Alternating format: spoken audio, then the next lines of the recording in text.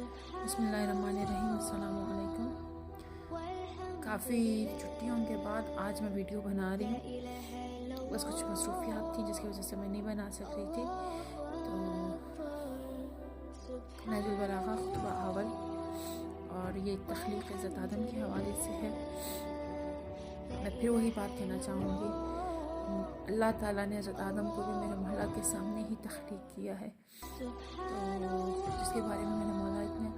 گہرائی سے جانتے ہیں اور اتنی گہرائی سے فرما رہے ہیں کہ آدم علیہ السلام کی تخلیق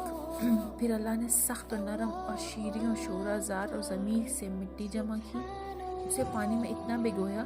کہ وہ صاف ہو کر نتر گئی، تری سے اتنا گوندا کہ اس میں لس پیدا ہو گیا۔ اس نے ایک ایسی صورت بنائی جس میں موڑ اور جوڑ و اعضاء ہیں، اور مختلف اس سے اسے یہاں تک سکھایا کہ وہ خود تم سکی، اور اتنا سخت کیا وہ کنکنانے لگی۔ ایک وقت معین اور مدت معلوم تک اسے یوں ہی رہنے دیا، پھر اس میں روح کی تو وہ ایسے انسان کی صورت میں کڑی ہو گئی جو قوائے ذہنی کو حرکت دینے والا، فکری و حرکات سے تصرف کرنے والا، اعضاء و جوار سے خدمت لینے والا، اور آتوں اور پہروں کو چلانے والا، اور ایسی شناخت کا مالک ہے جس سے قباطل میں تمیز کرتا ہے اور مختلف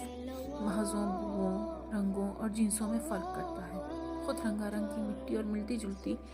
ہوئی موافق چیزوں اور مخالف ضدوں اور متضاد خطوں سے اس کا خمیر ہوا ہے، یعنی گرمی، سردی، تری، خشکی کا پیکر ہے۔ پھر اللہ نے فرشتوں سے چاہا کہ وہ اس کی سونپی ہوئی وحدیت ادا کریں اور اس کے پیغام وصیت کو پورا کریں، جو سجدہ آدم کے حکم کو تسلیم کرنے اور اس کی بزرگی کے سامنے تواضع و فروتنی کے لیے تھا۔ اس کے لیے اللہ نے کہا کہ آدم کو سجدہ کرو، ابلیس کے سوا سب نے سجدہ کیا، اسے اس بد سے گھیر لیا، بدبختی اس پر چھا گئی۔ آگ سے پیدا ہونے کی وجہ سے اپنے کو بزرگ و برتر سمجھا اور کنکناتی ہوئی مٹی کی مخلوق کو ذلیل جانا۔ اللہ نے اسے مہلت دی تاکہ وہ پورے طور پر غضب کا مستحق بن جائے اور بنی آدم کی آزمائش پائے تکمیل تک پہنچے اور وعدہ پورا ہو جائے۔ چنانچہ اللہ نے اس سے کہا کہ تجھے وقت معین کے دن تک اس کی مہلت دیتا ہوں۔ پھر اللہ نے آدم کو ایسے گھر میں ٹھہرایا جہاں اس کی زندگی کو خوشگوار رکھا، انہیں شیاطین اور اس کی عداوت سے بھی ہوشیار کر دیا۔ اس کے دشمن نے ان کے جنت میں ٹھہرنے اور نیکوکاروں میں مل جل کر رہنے پر حسد کیا، اور آخرکار انہیں فریب دے دیا۔ آدم نے یقین کو شک اور ارادے کے استحکام کو کمزوری کے ہاتھوں بیچ ڈالا، مسرت کے خوف سے بدل لیا، اور فریب خوردگی کی وجہ سے ندامت اٹھائی۔ پھر اللہ نے آدم کے لیے توبہ کی گنجائش رکھی، انہیں رحمت کے کلمے سکھائے،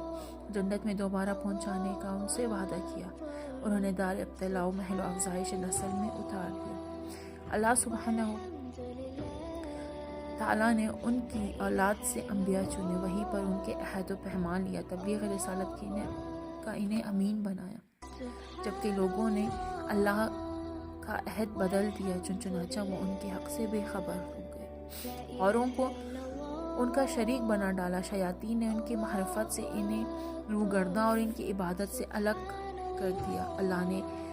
ان میں اپنے رسول محبوس کیے اور لگاتار انبیاء بھیجے تاکہ ان کی فطرت کے عہد و پیمان پورے کریں،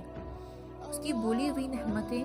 یاد دلائیں، پیغام ربانی پہنچا کر حجت تمام کریں، عقل کی دفینوں کو ابھاریں اور انہیں قدرت کی نشانیاں دکھائیں۔ یہ سروں پر بلند و باں آسمان، ان کے نیچے بچھا ہوا فرش زمین، زندہ رکھنے والا سامان معیشت، فنا کرنے والی اجلیں، بوڑھا کر دینے والی بیماریاں اور پے در پہ آنے والے حادثے۔ اللہ سبحانہ نے اپنے مخلوق کو بغیر کسی فرستادہ پیغمبر یا آسمانی کتاب یا دلیل قطعی کے طریق روشنی کہ کبھی یوں ہی نہیں چھوڑا۔ ایسے رسول جنہیں تعداد کی کمی اور جھٹلانے والوں کی کثرت درماندہ و عاجز نہیں کرتی تھی، ان میں کوئی سابق تھا جس کے بعد میں آنے والے کا نام و نشان بتایا۔ کوئی بعد میں آیا جسے پہلا پہنچا چکا۔ اسی طرح مدتیں گزر گئیں، زمانے بیت گئے، باپ داداؤں کی جگہ پر ان کی اولادیں بس گئیں، یہاں تک کہ اللہ سبحانہ و تعالیٰ نے احفاء احد و اتمام نبوت کے لیے محمد رسول اللہ صلی اللہ علیہ وآلہ وسلم کو محبوس کیا، جن کے متعلق نبیوں سے عہد و پیمان لیا جا چکا تھا، جن کے علامات ظہور مشہور و محل ولادت مبارک محسود تھا۔ اس وقت زمین پر بسنے والوں کی مسلک جدا جدا، خواہش متفرق اور پراگندہ اور راہیں الگ الگ تھیں، یوں کہ کچھ اللہ کے مخلوق سے تشبیہ دیتے، کچھ ان کے نغموں کو بگاڑ دیتے، کچھ اسے چھوڑ کر اوروں کی طرف اشارہ کرتے تھے۔ خداوند عالم نے آپ کی وجہ سے انہیں گمراہی سے ہدایت کی راہ پر لگا دیا اور آپ کے وجود سے انہیں جہالت سے چھڑایا۔ پھر اللہ سبحانہ نے محمد صلی اللہ علیہ وآلہ وسلم کو اپنے لقاء و قرب کے لیے چنا، اپنے خاص انعامات کے لیے آپ کے لیے پسند فرمایا اور دار دنیا کی بود و باش سے آپ کو بلند تر سمجھا اور زحمتوں سے گری ہوئی جگہ سے آپ کے رخ کو موڑا اور دنیا سے باعزت آپ کو اٹھا لیا۔ حضرت تم اسی طرح کی چیز چھوڑ گئے جو انبیاء اپنی امتوں میں چھوڑتے چلے آئے تھے۔ میں یہاں اس کو تمام کرتی ہوں کہ بہت لمبا ہو رہا ہے، انشاءاللہ باقی میں کل ویڈیو میں پیش کروں گی، اور اس سب چیزوں کا جو خلاصہ میں نے نکالا ہے وہ اس خلاصے کو بھی بتاؤں گی کہ اس تخلیق آدم کے حوالے سے انسان اشرف المخلوقات کیوں ہے۔ بہت شکریہ۔